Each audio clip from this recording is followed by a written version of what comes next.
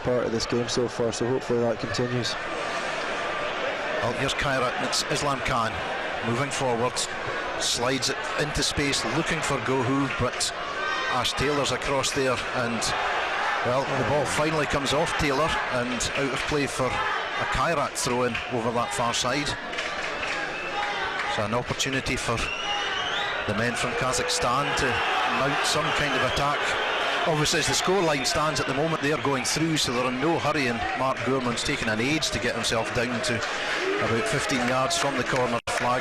Looked like a foul throw, but referee saw nothing wrong, and now Hayes comes away, but he's beaten, and it's Backer off with the shot. Wonderful save from Danny Ward, but it's turned in by Gohu, and just what Aberdeen didn't want, a Kyrat goal.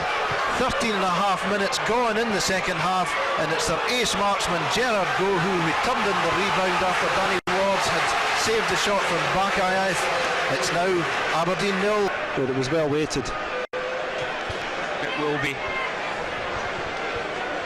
McGinn to take the free kick. It's